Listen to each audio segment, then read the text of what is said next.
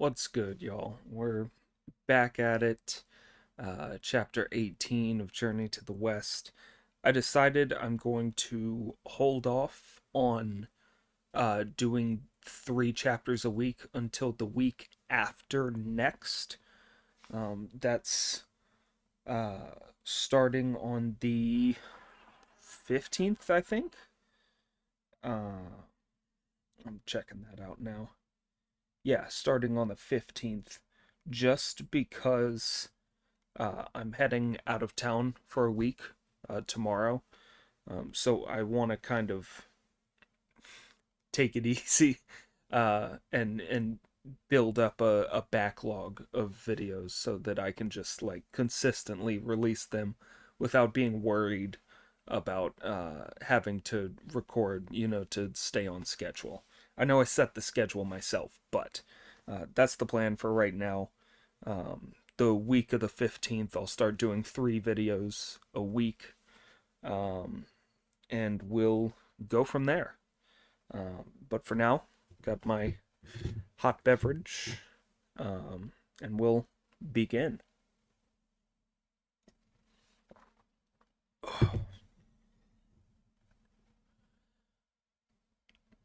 Chapter 18. The Tang priest is rescued in the Guanyin temple.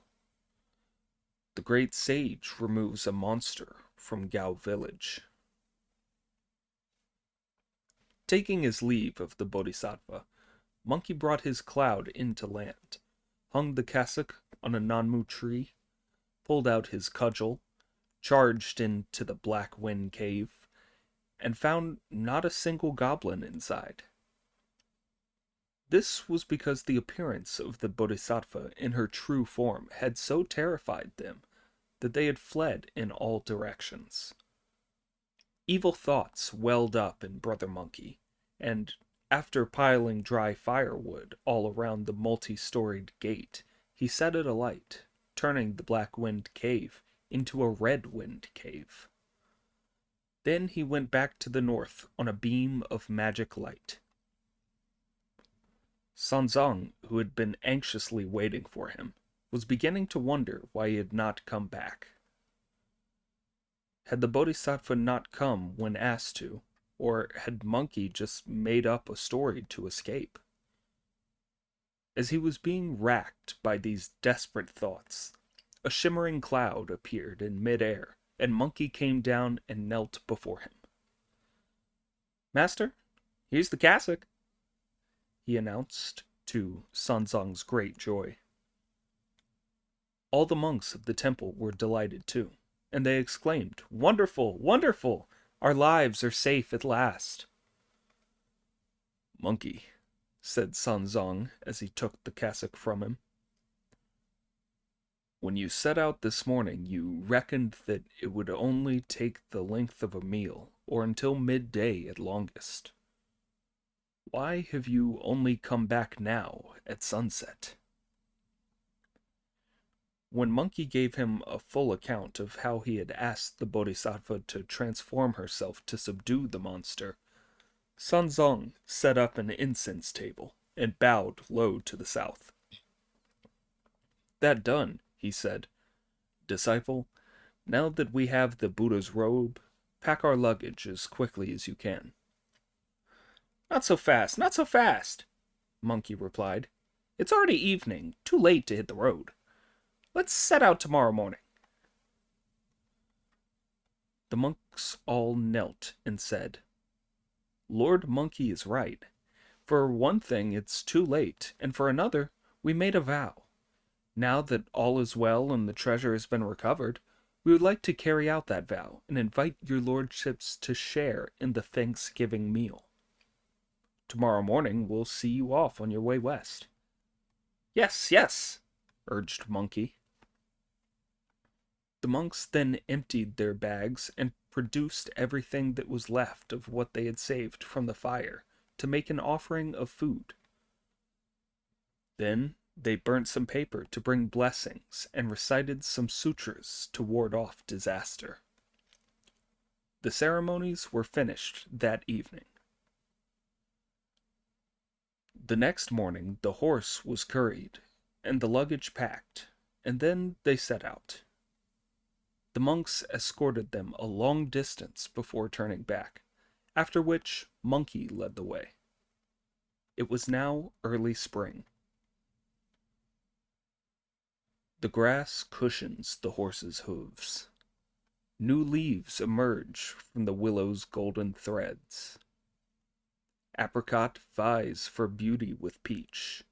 The wild fig round the path is full of life.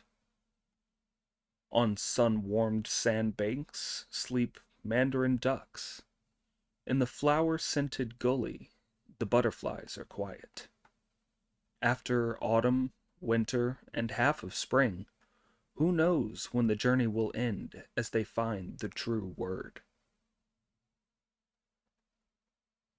One evening, after they had been traveling along a desolate path for 6 or 7 days, master and disciple saw a distant village.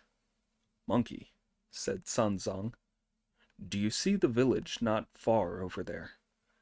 Let's go and ask them to put us up for the night. We can set off again tomorrow morning." "Wait till I've made sure it's all right before deciding," Monkey replied, gazing at the village as his master pulled on the silken rein. He saw close planted bamboo fences, many a thatched roof. Outside the gates soar lofty trees. Houses are mirrored in the waters under a bridge. Green grow the willows beside the road. Fragrant bloom the flowers in the gardens. As sun sets in the west, birds sing in the wooded hills. The smoke of evening rises from the stoves. Along the paths roam sheep and cattle. Well-fed chickens and pigs sleep under the caves, while the drunk old man sings his song next door. When he had surveyed the scene, Brother Monkey said, "Go ahead, master. It's definitely a good village. We can spend the night there." Sunzong urged his horse forward, and in a few moments they were at the beginning of the main street. A young man appeared wearing a silken turban, a blue jacket, a pair of trousers tied at the ankles, and a pair of straw sandals. He was carrying an umbrella in his hand and a pack on his back. He was a fine sight as he walked briskly down the street. Monkey grabbed him and asked, "Where are you going? I want to ask you something. Where is this?" The fellow, who was trying to break loose, shouted, "Why ask me? I'm not the only person in this village." "Don't be angry, kind sir," replied Monkey, all smiles. "To help others is to help yourself. What harm can it do to tell me what the place is called?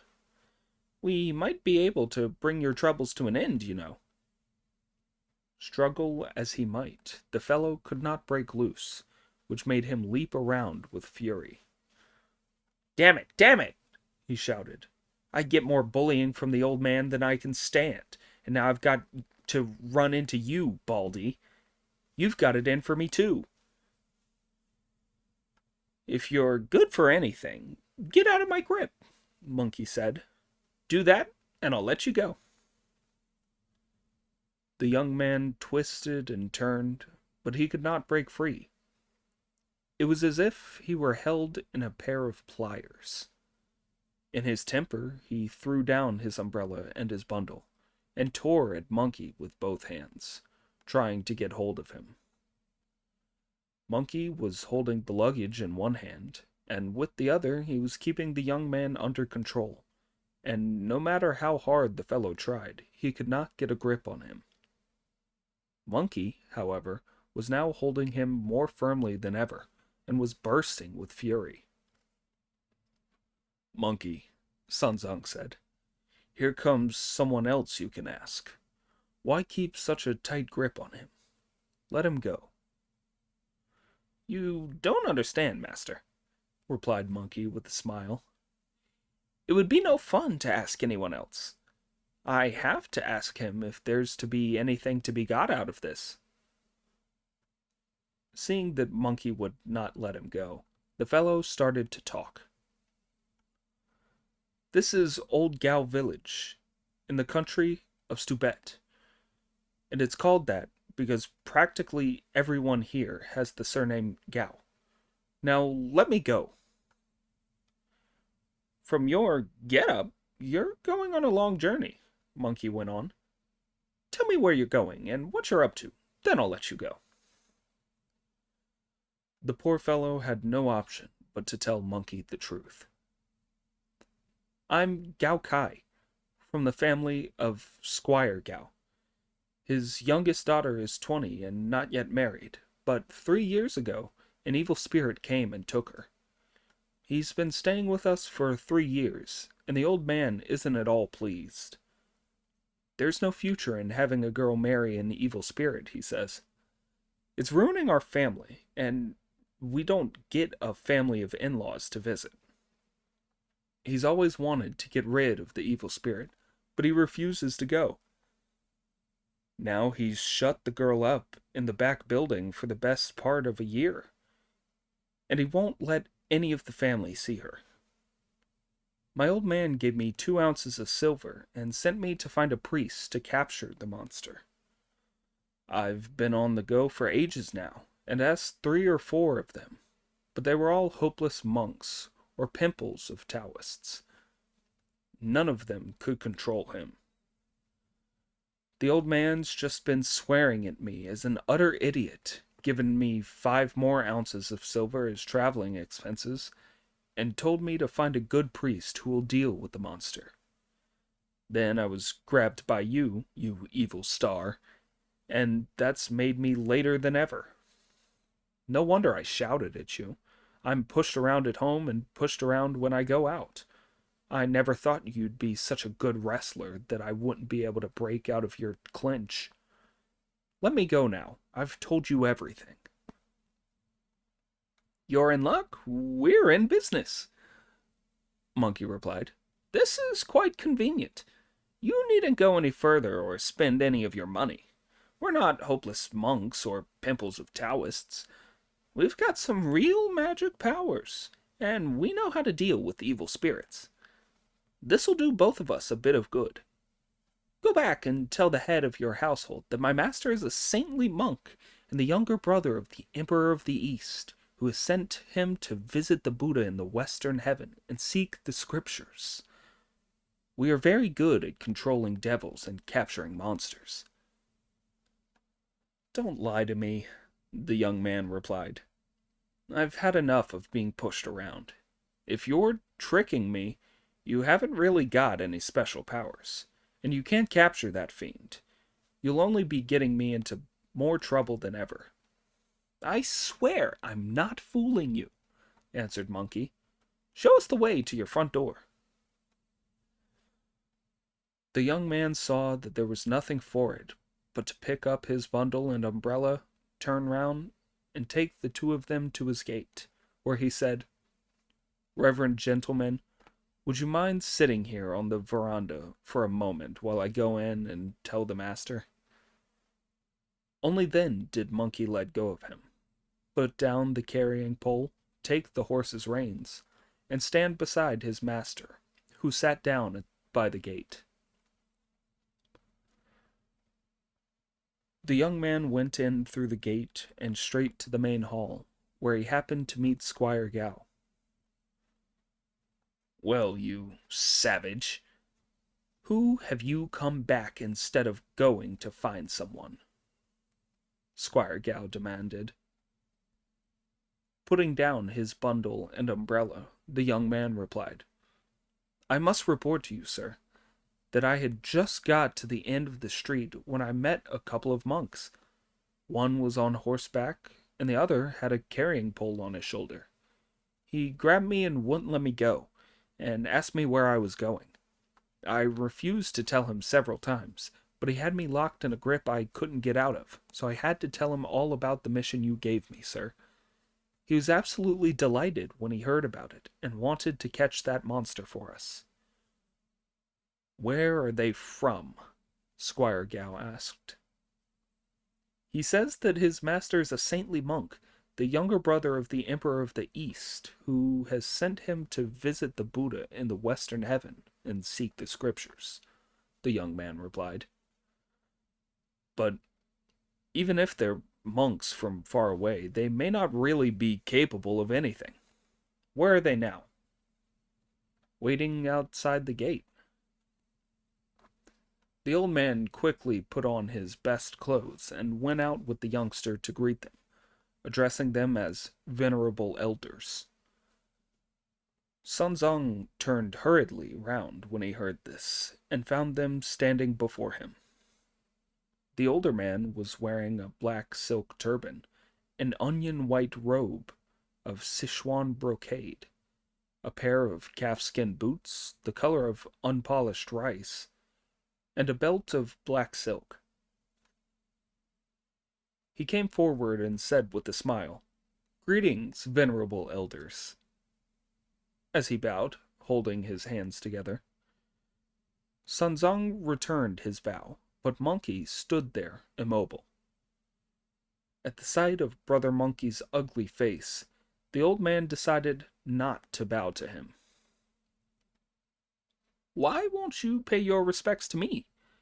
Monkey asked, at which the old man, somewhat frightened, said to the young man, "You'll be the death of me, you little wretch. We've already got one hideous monster at home as a son-in-law we can't get rid of, so why ever did you have to bring this thunder god here to ruin us?" "Gao, old chap, you've been living all these years for nothing. You've still got no sense.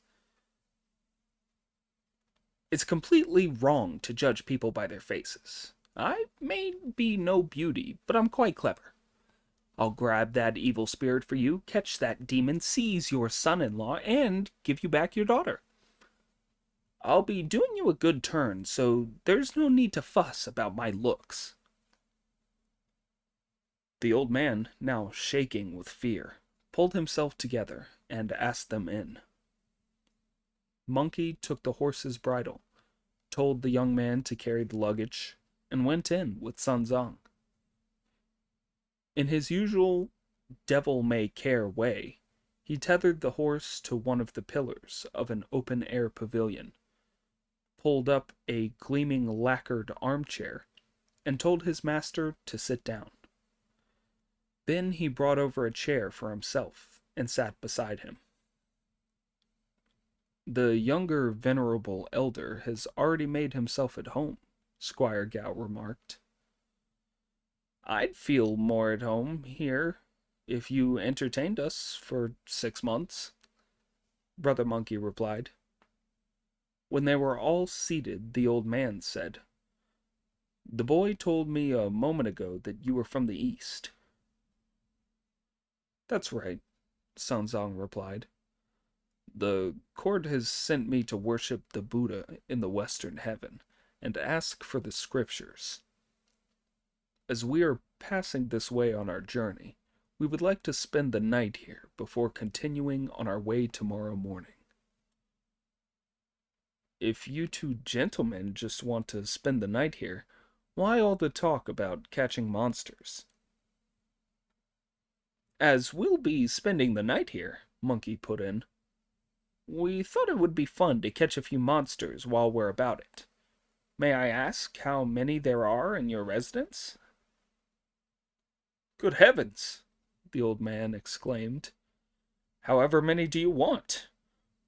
We've only got this monster of a son-in-law, and he's ruined our lives."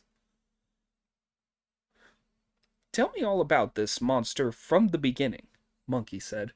"I must know about his magic powers if I'm to capture him for you." "This village has never had any trouble from ghosts, demons, or evil spirits before. It was my misfortune to have no son and 3 daughters, of whom the eldest is called Fragrant Orchid, the second Jade Orchid, and the third Blue Orchid. The other two were betrothed to men from the village when they were children, and have been married off. I wanted the third to marry a man who would live here to support me in my old age, look after the household, and do jobs about the place. About 3 years ago, a good-looking young fellow turned up who said that his name was Zhu, and he came from the Mountain of Blessing. He told me that he had no parents or brothers, and wanted to marry and live with his in-laws. As he had no family commitments, I offered him my daughter's hand, old fool that I am, and from the moment he became a member of our family, he worked very hard. He plowed and hoed without using oxen or tools, and he didn't need a scythe or a stick to harvest the crops. As day followed day, there was nothing wrong with him, except that he started to look different. How? Monkey asked. At first he was a plump, dark chap, but later on he became a long-nosed, big-eared idiot with thick black hairs running down from the back of his head and a great thick body. His face is just like a pig's. His appetite is enormous, too. He needs several bushels of grain at every main meal, and over 100 griddle cakes for breakfast. Luckily, he is a vegetarian.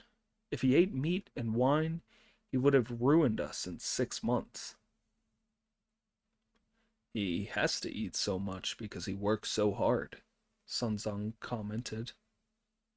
But that's not the main thing, Squire Gal continued. He can also summon up a wind, make clouds and mist come and go, and send pebbles and sand flying. He's terrified our neighbors, who don't feel safe living here any longer. He shut my daughter away in the back of the building, and nobody's seen her for 6 months.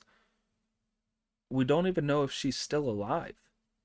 That is how we know he's an evil monster, and why we want a priest to come and get rid of him. No difficulty there, Monkey replied. Don't worry, old chap.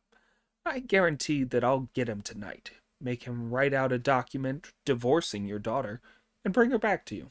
What do you say to that? Because I thought there'd be no harm in offering him my daughter, I've ruined my reputation and estranged all of my relations, Squire Gal replied. If you can catch him, why bother with a divorce document? Wipe him out for me, if you please. Easy, easy, said Monkey. I'll get him tonight. The old man was delighted. He had a table and chairs set out and wiped clean, and a vegetarian meal brought in. When the meal was over, and he was about to go to bed, the old man asked, What weapons and how many men will you need? I'll get everything ready in good time. I have a weapon, Monkey replied. You two gentlemen only have your monastic staves. How will you be able to kill the fiend with them? The old man asked. Monkey produced the embroidery needle from his ear, held it between his fingers, and shook it in the wind. It turned into the gold-banded cudgel as thick as a rice bowl. Monkey turned to Squire Gal and asked, How does this cudgel compare with the weapons you have in here? Will it do to kill the monster? So you have the weapon, the old man went on. But what about the men? I can do it single-handed, Monkey replied. Though I would like a few respectable old gentlemen to come in and keep my master company while I'm away from him. When I've captured the monster, they can witness his confession before I wipe him out for you. The old man thereupon sent his servants to ask a few old friends over, and before long they had all arrived. When the introductions were over, Monkey said, Master, you sit here and don't worry. I'm off. Just watch Monkey, as with his cudgel in his hand, he takes hold of the old man and says, Take me to the building at the back. I want to see where this evil spirit lives." Squire Gal led him to the door of the back building, and Monkey told him to bring the key at once. "Look here," the old man answered. "If a key would have done the trick, I wouldn't have had to ask for your services." "Why, can't you tell at your age when someone's joking?" Monkey asked. "I was only teasing. You shouldn't have taken me seriously." He felt the lock and found that molten copper had been poured into it, so he struck it a vicious blow with his cudgel and shattered it. Pushing the doors open, he saw that it was pitch black inside. "Call your daughter's name, old gal, to see whether she's in here," he said. The old man summoned up his courage and called her name, and the daughter, recognizing her father's voice, answered feebly, "Dad, I'm in here." With a roll of his golden pupils, Monkey peered into the darkness to take a closer look at her. Do you know what she was like? Her cloudy hair was tangled and unkempt. Her face was filthy and unwashed. Her orchid heart was as pure as ever, but her beauty lay in ruins. There was no blood or life in her cherry lips, and her limbs were crooked and bent. A sad frown on her forehead, her eyebrows pale. Weak and frightened, only daring to whisper. When she came out and saw her father, she grabbed hold of him, put her hand round his head, and wept. "Don't cry," Monkey said. "Don't cry. Where's the monster gone?" "I don't know. These days he's been setting out at dawn and only coming back in the middle of the night. There's always so much cloud and mist that I can't tell where he goes. He knows my father wants to exercise him, so he's always on the alert. That's why he comes back late and leaves at dawn." "Of course he would," Monkey remarked, adding, "Old fellow, take the girl to the front building. You two can have a good long talk. I'm going to wait for the monster here. Don't be surprised if he doesn't turn up, but if he does, I'll wipe him out for you." The old man happily took his daughter to the front building. Monkey then used some of his magic powers to turn himself into the likeness of the girl with a shake of his body.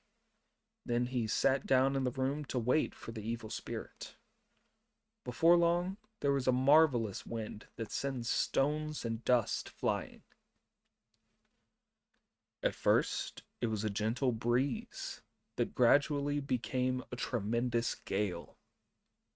When it was a gentle breeze, it filled heaven and earth. When it grew, nothing could withstand it. It stripped off flowers and snapped willows like stalks of hemp, uprooting forests as if it were picking vegetables.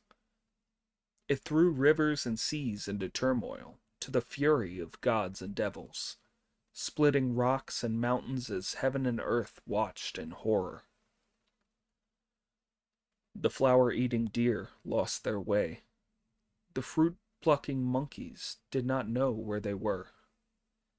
7-storied iron pagodas fell on the Buddha's head. The streamers in the temple fell on the jeweled canopy. Golden beams and pillars of jade were shaken from their roots. Tiles flew from the roof like swallows.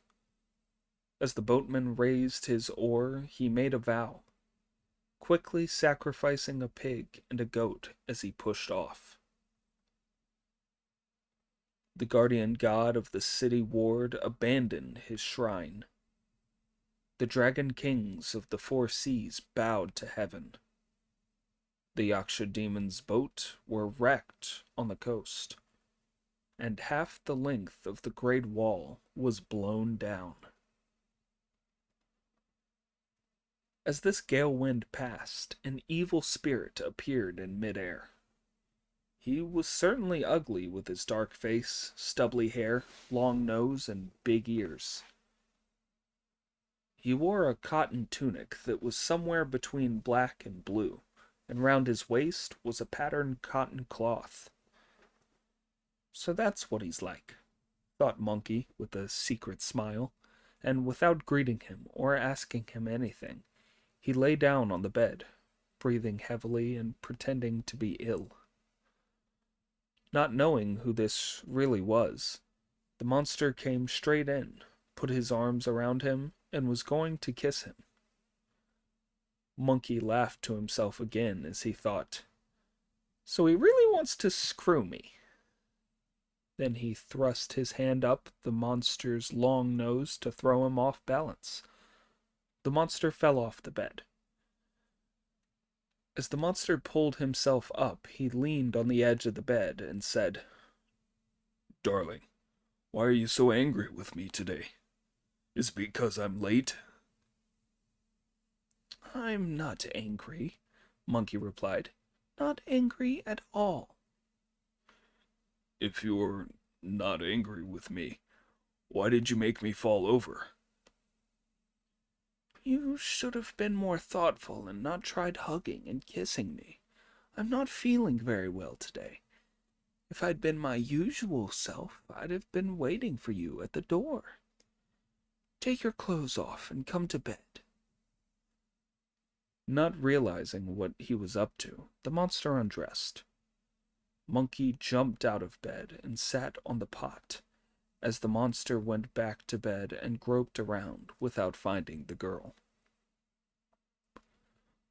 "Where have you gone, darling?" he asked. "Take your clothes off and come to bed." "Go to sleep," Monkey replied. "I'm taking a shit." The monster did as he was told.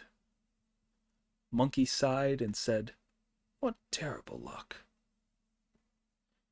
"What are you so fed up about?" the monster asked.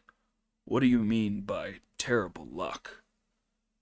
I may have eaten some food and drunk some tea since marrying you, but I haven't been idle either. I've swept for your family and dug ditches. I've shifted bricks and tiles. I've built walls for you. I've plowed and weeded your fields. I've sown your wheat and I've transplanted your rice. I've made your family's fortune. These days you dress in brocade and have golden pins in your hair. You have fruit and flowers in all 4 seasons, and vegetables for the pot throughout the year. But despite this, you're still not satisfied, groaning and moaning like that, and complaining about your terrible luck." "I didn't mean that," Monkey replied. "Today I could hear my parents through the wall. They were smashing up bricks and tiles and pretending to curse and beat me." "Why should they want to do that?" the monster asked. "They said that since we married and you became their resident son-in-law, all respectability has gone by the board. They were complaining about having such an ugly fellow as you around, and about never meeting any brother-in-law or other relations of yours. Besides, with all that wind and cloud whenever you come in or go out, they wonder who on earth you can be and what you are called. You're ruining their reputation and disgracing the family. That's why they were so angry that they went through the motions of beating and cursing me." "I may be a bit of an eyesore," the monster said. "But if you want me to be a good looker, I can fix that without any difficulty. When I first came, I had a word with your father, and he agreed to the marriage of his own free will. Why is he talking like this now? My home is the Cloud Pathway Cave on the Mount of Blessing. My surname, Zhu, is like my face, Piggy, and my correct name is Zhu Gangli, iron-haired pig. You can tell them all that if they ask you again." "He's an honest monster," thought Monkey with delight. "If he came out with all this without being tortured. Now I know who he is and where he's from. I'm sure I can catch him." "He's sent for a priest to come and catch you," Monkey said aloud. Come to bed, and forget about him," the monster said with a laugh. "I can do as many transformations as the plow. I have my 9-pronged rake, too. So what have I to fear from priests, monks, or Taoists? Even if your old man were holy enough to summon the demon-destroying patriarch down from the 9th heaven, he's an old friend of mine, and wouldn't do anything to harm me." "My father said that he'd asked that fellow by the name of Sun, the great sage equaling heaven, who made such trouble up in the heavenly palace some 500 years ago, to come and capture you." The monster was somewhat taken aback on hearing this name, and said, "In that case, I'm off. We're through." "You can't just go like that," said Monkey. "You wouldn't know," the monster replied. "But that protector of the horses who made such trouble in the heavenly palace is quite a fighter.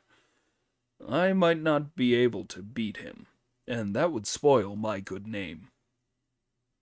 With these words he pulled on his clothes, opened the door, and was just going out when Monkey grabbed him, gave his own face a rub, and changed back into his real form.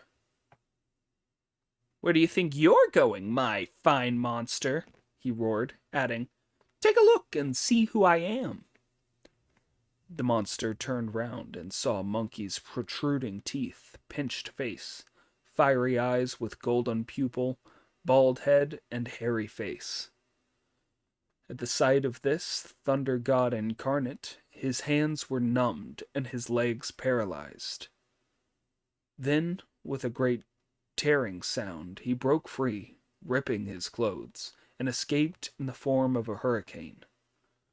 Monkey rushed after him, grabbed his iron cudgel, and took a swipe at the wind. The monster then changed into 10,000 sparks and went straight back to his mountain.